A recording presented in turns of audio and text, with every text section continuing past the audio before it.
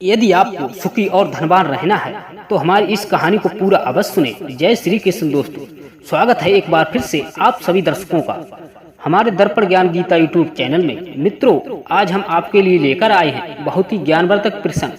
तो मित्रों, बने रहे हमारी वीडियो के अंत। मित्रों, एक गाँव में एक गरीब पति पत्नी का जोड़ा निवास करता था। मित्रों, एक बार उनके घर के बाहर 3 महात्मा पधारे। तीनों महात्माओं ने घर के बाहर से आवाज लगाई। तभी उन महात्माओं की आवाज को सुनकर के वो स्त्री घर से बाहर आई। तभी उस स्त्री ने उन तीनों महात्माओं को बाहर देखा और हाथ जोड़कर प्रणाम किया और महात्माओं से कहने लगी, हे महात्मा, मैं आपकी क्या सहायता कर सकती हूँ।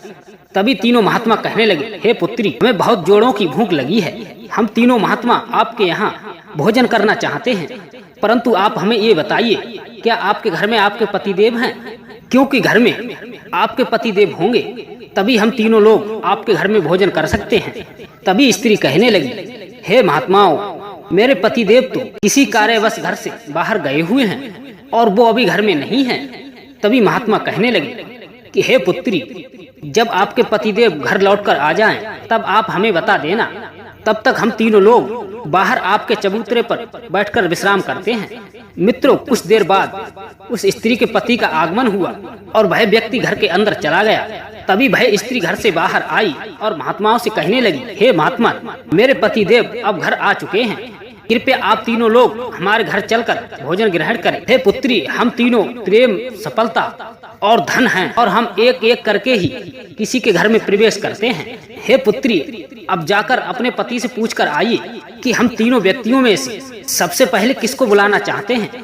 उन महात्माओं की बात को सुनकर के वह स्त्री घर के अंदर गई और उन महात्माओं की कही हुई बातों को अपने पतिदेव को बताया और वह स्त्री अपने पति से कहने लगी कि हम सबसे पहले सफलता को ही बुला लेते हैं। पति कहने लगा, नहीं, सफलता को नहीं, हम सबसे पहले धन को बुलाते हैं, क्योंकि हमारे घर में धन के आगमन से हमें सब कुछ प्राप्त हो जाएगा।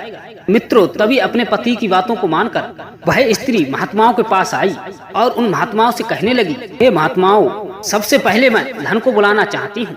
कृपया हमारे घर में धन प्रवेश करें और हमारे घर की शोभा बढ़ाएं। उस स्त्री की बात को सुनकर के तीनों महात्मा अर्थात धन और सफलता और प्रेम वहाँ से जाने लगे।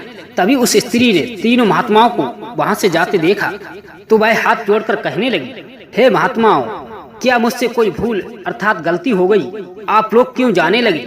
तब प्रेम नामक साधु कहने लगा, हे पुत्री, जिस घर में प्रेम ना हो वहाँ सफलता और धन प्रवेश नहीं करता। सफलता एवं धन प्रवेश कर गया तो वो ज्यादा समय तक उस घर में टिक नहीं पाएंगे। इसीलिए हे पुत्री, जिस घर में प्रेम का वास होता हो और जिस घर में प्रेम रहता है तो उस घर में सुख और शांति और संपन्नता बनी रहती है। यदि घर में प्रेम बना रहेगा, कोई भी व्यक्ति धन संबंधी काम भी अच्छी तरह से कर पाएगा, जिसमें सफलता उस व्यक्ति की साथ देगी। जीवन में सुख, शांति और धन, सफलता तभी मिल पाते हैं जब आपके घर में सदैव के लिए प्रेम बना रहे। यदि किसी भी व्यक्ति के घर परिवार में वाद और विवाद, लड़ाई झगड़े होते हैं तो उस घर में अर्थात परिवार में उस घर में रहने वाले व्यक्तियों का मन किसी भी कार्य में लग नहीं पाता। इसी कारण बस काम बिगड़ने की संभावनाएं बनी रहती हैं।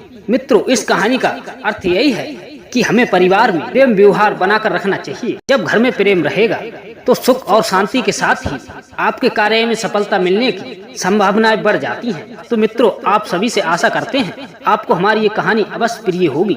यदि आप सभी मित्रों को ये कहानी अच्छी लगी हो तो हमारे कमेंट बॉक्स राधे राधे अवश्य लिखना। मिलते हैं ऐसी ही किसी ज्ञानवर्धक कहानी के साथ। तब तक के लिए जय श्री कृष्ण, जय श्री राधे।